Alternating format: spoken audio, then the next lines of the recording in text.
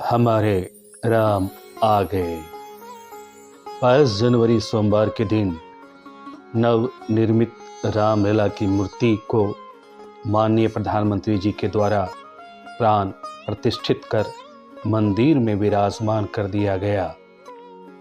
मासूमियत से भरी रामलला की इस मूर्ति को देख भक्तगण भाव विह्वल हो उठे। भारत के मशहूर शिल्पकार अरुण योगीराज जो मैसूर से हैं, इस मूर्ति को तैयार किया है। मूर्ति की ऊंचाई 51 इंच है, ताकि हर रामनवमी के दिन जब दोपहर का समय हो, उनके इष्ट देव भगवान सूर्य की किरणें रामलला के माथे पर पड़े। बाल स्वरूप भगवान राम की यह मूर्ति श्यामल पत्थर से तैयार की गई है, जो हजारों वर्ष बाद भी खराब नहीं होगा। मूर्तिकार ने मूर्ति के ऊपर ओम, चक्र, गदा और सूर्यदेव को भी दर्शाया है, क्योंकि भगवान राम सूर्य वंशी हैं। भगवान राम की भुजाएं घुटने तक लंबी है, मस्तक सुंदर, आंखें बड़ी और ललाट भव्य है। मूर्ति के नीचे एक तरफ प्रभु राम के अनन्य भक्त हनुमान जी, तो दूसरी ओर गरुड़ जी को उकेरा गया है।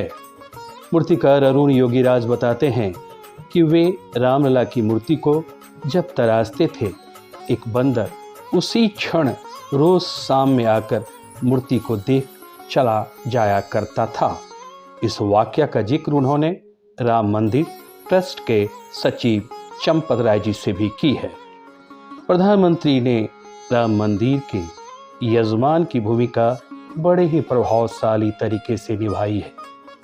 12 जनवरी से 22 जनवरी तक 11 दिन का कठिन अनुष्ठान किया। इस दौरान वे भूमि पर सोए और नारियल पानी पी के रहे। पंडितों के द्वारा बताए गए 40 कठिन नियमों का उन्होंने अक्षरशः पालन किया। हमारे प्रधानमंत्री ने जब कहा हमारे राम आ गए, यह शब्द सुनते ही भारतवासियों की आंखें नम हो गई, मन उल्लासित हो उठा। गांव में राम भक्त पैरों पर थिरकने लगे। आगे जब प्रधानमंत्री ने कहा राम विजय नहीं विनय है, इस पर भक्तगण और भी विह्वल हो उठे। इस दिन के लिए हमने अपनों को खोया है, राष्ट्र ने बहुत बड़ी कीमत चुकाई है। श्री राम जन्मभूमि तीर्थ क्षेत्र ट्रस्ट ने प्राण प्रतिष्ठा कार्यक्रम में justice Ranjan Gogoi, justice S.A. Bobde, justice D.Y. Chandrachud, justice Ashok Bhushan और जस्टिस अब्दुल नज़ीर को भी आमंत्रित किया था। वाल्मीकि रामायण के अनुसार श्री राम की लंबाई 7 से 8 फीट के बीच में थी। उनके बाल लंबे और चमकदार थे। चेहरा चंद्रमा के समान सौम्य, कांति युक्त, कोमल और सुंदर था। उनकी आंखें बड़ी और कमल के समान थी। चेहरे के अनुरूप सुडौल और बड़ी नाक थी। यहाँ यह भी बताते चलें कि श्री राम जी की जीवन काल में ही लक्ष्मण जी की मृत्यु हो गई थी। भगवान राम की मृत्यु 151 वर्ष की आयु में हुई थी। जनकपुर में सीता का मायका है। कहा जाता है कि बेटी के ससुराल में कोई खुशी होती है तो मायके में 2 गुनी खुशी देखने को मिलती है। यहाँ के पंडितों ने भगवान राम और माँ सीता को 56 भोग लगाकर पूजा अर्चना की। मिथिलावासियों ने अपने अपने गांव में मंदिरों को खूब सजाया। मंदिरों में भजन कीर्तन और शाम में दियो उत्सव का आयोजन कर लोगों ने इस दिन को यादगार बना दिया। कहीं कहीं ग्रामवासियों ने मंदिरों में हनुमान चालीसा का सामूहिक पाठ किया।